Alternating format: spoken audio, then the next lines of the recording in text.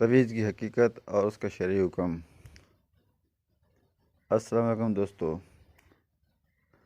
میں بھی ٹھیک ہوں۔ امید ہے کہ آپ بھی خیریت و عافیت سے ہوں گے، دنیاوی شرارتوں سے دور ہوں گے۔ آج کی ویڈیو میں آپ کو تویز اور اس کی حقیقت کے بارے میں بتاؤں کہ تویز لینا چاہیے یا نہیں، اور اس کے بارے میں اسلام اور شریعت محمد صلی اللہ علیہ وسلم کے حوالے سے اس کی کیا حیثیت ہے، کیونکہ بعض اوقات بعض لوگ اس کو شرک سمجھتے ہیں۔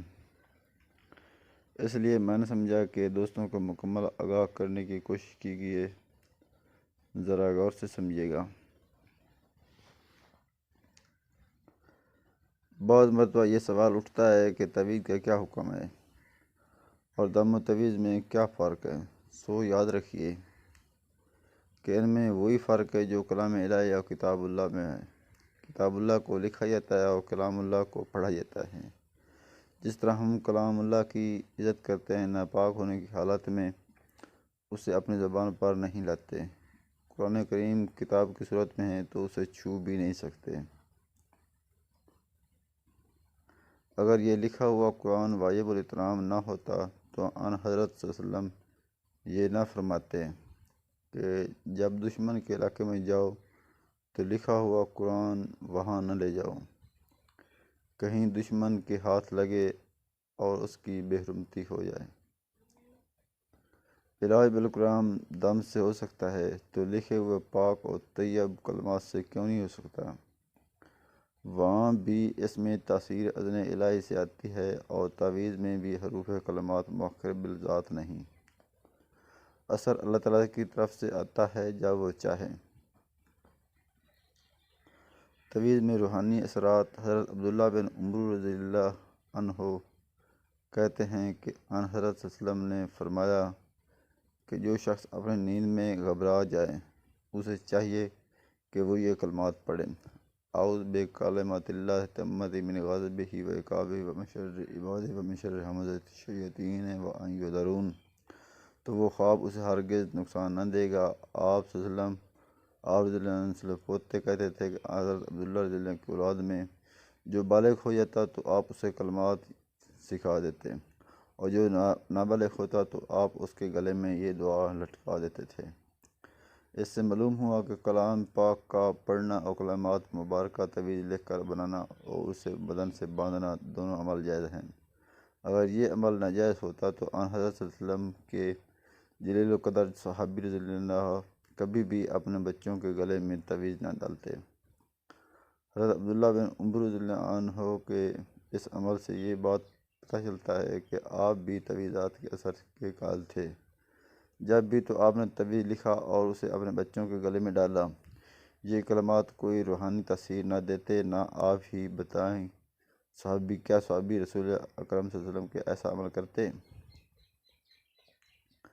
اس سے واضح ہوتا ہے کہ وہ تعویذات جو اسماء الہی اور کلمات مبارکہ پر مشتمل ہوں اپنے اندر ایک روحانی اثر رکھتے ہیں، اور اس سے مریضوں کا علاج کرنا علاج بالقرآن ہی ہے۔ ہاں، وہ تعویذات جو شرکی الفاظ پر مشتمل ہوں ان کی قطعاً اجازت نہیں۔ جن روایات میں تمام اور رقی کو شرک کہا گیا ہے، اس سے مراد اس قسم کے دم اور تویز ہیں جن میں شرکی الفاظ و اعمال کا دخل پایا جائے۔ اس سے پتہ چلتا ہے کہ دم اور تویز میں اصل وجہ منکر کفر شرک ہے۔ جب یہ نہ ہو تو وہ دم اور تویز جائز ہیں۔ کسی مریض کے لیے کتاب اللہ میں کچھ لکھ کر دینا یا اس کو دھو کر پانی میں گھول کر پلانا، یہ دونوں جائز ہی ہیں۔ وہ تعویذات جن میں اللہ کے کلام اور مصنوع دعاؤں کا ذکر ہو تو وہ قطعاً حرام نہیں ہیں، ان کا حرمت سے کوئی تعلق نہیں ہے۔ ایسے تعویذات تو عام جمہوری علماء کے نزدیک جائز ہیں، بعض علماء نے اس کو مستحب قرار دیا ہے۔ علامہ شوکانی رحمۃ اللہ علیہ نے ان سے یہ نیل اوتار کتاب میں نقل کیا ہے۔ وہ اللہ کے کلام، اسماء یا اس کی صفات پر مشتمل ہوں، وہ عربی زبان یا پھر ایسی زبان میں ہوں جن کا معنی سمجھ میں آتا ہو، یہ یقین رکھنا کہ اس میں بذات خود کوئی اثر نہیں، بلکہ مؤثر حقیقی اللہ جلالہ شان کی ذات ہے۔ راوی کہتا ہے کہ میں نے ابو جعفر محمد بن علی سے تعویذ باندھنے کے بارے میں دریافت کیا کہ ان کا کیا حکم ہے، تو آپ نے فرمایا کہ اگر وہ اللہ اور نبی اکرم صلی اللہ علیہ وسلم کے کلام پر مشتمل ہو تو اس کے باندھ لیا کرو، اس میں کوئی حرج نہیں۔ تفسیر روح البیان میں ہے کہ تعویذ اگر مجرب دعا، مجرب آیت یا اللہ کے اسماء پر مشتمل ہو اور کسی مصیبت یا بیماری کے دفع کے غرض سے لٹکایا ہو تو یہ جائز ہے، لیکن جمع اور بیت الخلاء جانے کے وقت نکالا جائے۔ حضرت مولانا محمد یوسف لدھیانوی لکھتے ہیں کہ قرآنی آیت کا تعویذ جائز ہے جبکہ غلط مقصد کے لیے نہ کیا گیا ہو۔ حدیث میں جن ٹونوں ٹوٹکوں کو شرک فرمایا گیا ہے ان سے رومانہ جاہلیت میں رائج شدہ ٹونے اور ٹوٹکے مراد ہیں جن میں مشرکانہ الفاظ پائے جاتے تھے۔ عائشہ کیا تو انہیں یعنی حضرت حفصہ رضی اللہ عنہ کو نملہ کا دام نہیں سکھا دیتی جیسا کہ تو نے انہیں لکھنا سکھا دیا ہے؟ اس سے واضح ہوتا ہے کہ وہ دام اور تعویذ جس میں کفر و شرک اور غیر معروف الفاظ نہ ہوں اور الفاظ میں ذاتی تاثیر نہ سمجھی جائے، ان کے معنی پر کوئی دلیل وارد نہیں۔ شیخ احمد بن عبد الرحمن لکھتے ہیں کہ ہرگز ممنوع نہیں بلکہ سنت ہے۔ حضرت مولانا ثناء اللہ صاحب منتصری رحمۃ اللہ علیہ لکھتے ہیں کہ راجع یہ ہے کہ آیات یا کلمات صحیحہ دعائیہ جو ثابت ہوں ان کا تعویذ بنانا جائز ہے، ہندو ہو یا مسلمان۔ صحابہ اکرام رضی اللہ عنہ نے ایک کافر بیمار پر سورۃ فاتحہ پڑھ کر دم کیا تھا۔ اہل حدیث کے ایک مشہور عالم مولانا شرف الدین دہلوی اس کی تائید میں لکھتے ہیں کہ حضرت عبداللہ بن عمرو العاصابی اعوذ بک رحمۃ اللہ ساری دعا پڑھ کر اپنے بچوں کے گلے میں لٹکایا کرتے تھے۔ اگر ان تعویذات اور دموں میں کوئی روحانی تاثیر نہ ہوتی اور اس کا باطنی فائدہ نہ ہوتا تو حضرت صلی اللہ علیہ وسلم سونے سے پہلے قرآن کی آخری 3 سورتیں پڑھ کر اپنے ہاتھوں پر پھونک نہ مرتے اور انہیں اپنے بدن پر نہ ملتے۔ آپ صلی اللہ علیہ وسلم یہ عمل 3 مرتبہ فرماتے، حتیٰ کہ مرض الوفات میں جب آپ صلی اللہ علیہ وسلم خود کمزوری کی وجہ سے ایسا نہ کر سکے تو حضرت عائشہ رضی اللہ عنہ نے انہیں صورتوں کو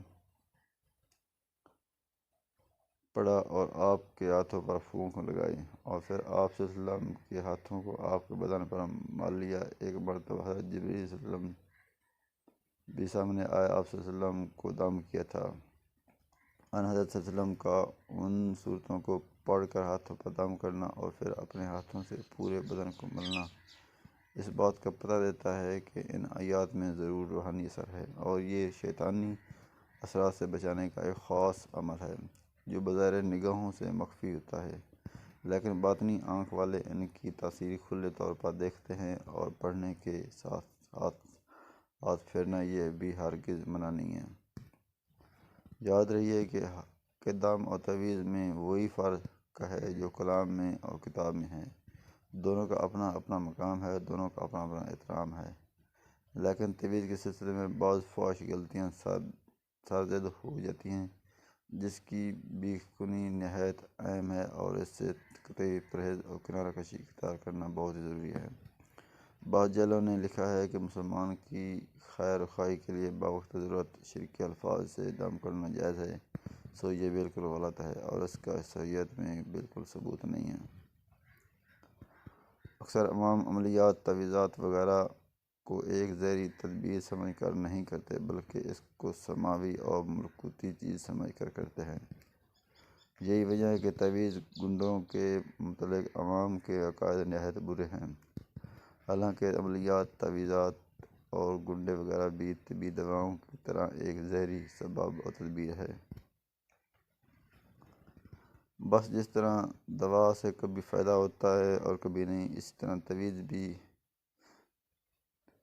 کبھی فائدہ دیتی ہے کبھی نہیں۔